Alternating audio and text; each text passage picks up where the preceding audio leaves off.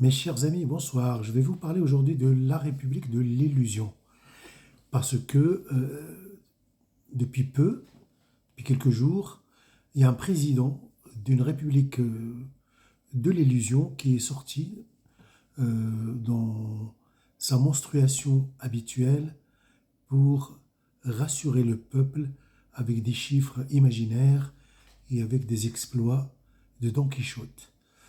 Donc j'ai baptisé cette république comme république de l'illusion. Et dans une terre lointaine qu'on ne voit sur aucune carte, la république de l'illusion naquit d'un brouillard épais et de rêves éblouissants. Son chef était le grand président imaginaire, fils de mirage, qui parlait comme un magicien jetant ses sorts aux gens. Chaque matin, il montait sur une haute estrade face aux citoyens qui étaient rassemblés pour leur annoncer des victoires éclatantes. Nous avons conquis les montagnes de l'air, criait-il, et le peuple applaudissait avec un enthousiasme irrationnel. Nous avons planté des sources dans le désert, assurait-il, et ils y croyaient sans voir une seule goutte d'eau. Dans cette république, l'illusion était la vérité et la réalité le crime puni par l'emprisonnement ou le chagrin. Quiconque tentait de parler de la vraie faim ou de la vraie pauvreté se voyait étiqueté, incroyant des réalisations.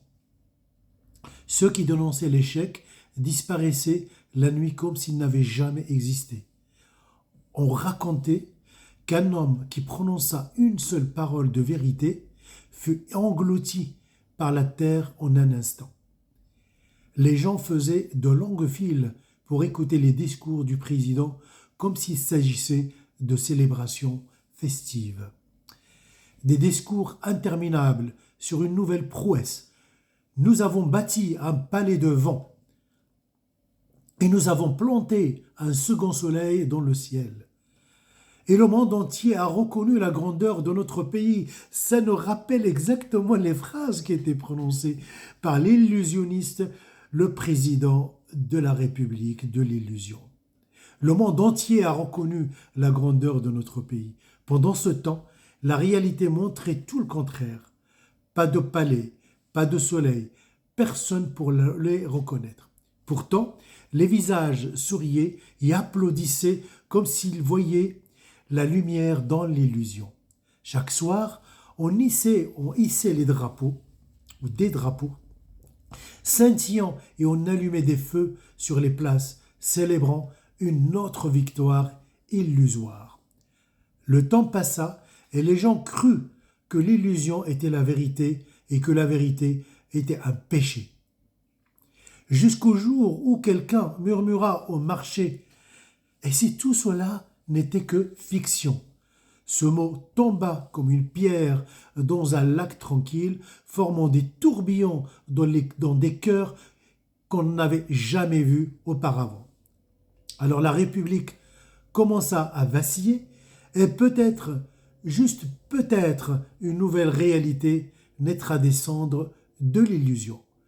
Donc voilà, ce président de la République de l'illusion, qu'on attend ces monstruations avec plaisir et impatience, pas parce que on va apprendre des choses, mais parce qu'il va nous inspirer des fables, il va nous inspirer des textes avec de la prose, il va nous inspirer énormément de choses, il va nous faire rire aussi.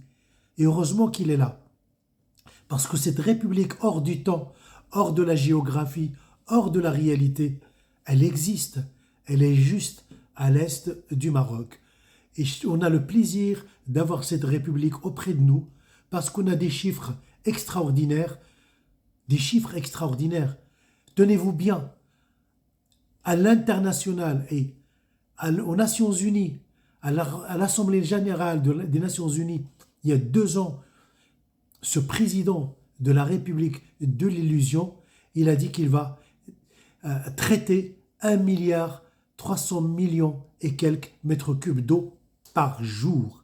Moi qui suis chimiste, il faut juste faire le calcul pour voir où va-t-il mettre le sel. Et il va vraiment épuiser la Méditerranée et passer à l'Atlantique. Mais le peuple de la République de l'Illusion applaudissait et même défendait cette thèse qui n'est pas rationnelle. Donc ce peuple aime l'illusion, aime qu'on lui gonfle les chiffres, aime qu'on gonfle son histoire qui n'a jamais existé. Donc voilà, j'ai partagé cet écrit avec vous. Je vais essayer de le traduire en arabe pour faire partager aux arabophones ce petit texte pas de 20 lignes, mais voilà, j'ai essayé de le faire d'une manière, je sais pas, moi j'aime bien Gibran, Khalil Gibran, j'ai essayé d'écrire comme lui, je ne pense pas avoir réussi, mais je pense que l'idée a fait son chemin dans vos cœurs et dans votre esprit par rapport à la République de l'Illusion. Je vous souhaite une excellente soirée et à une prochaine vidéo.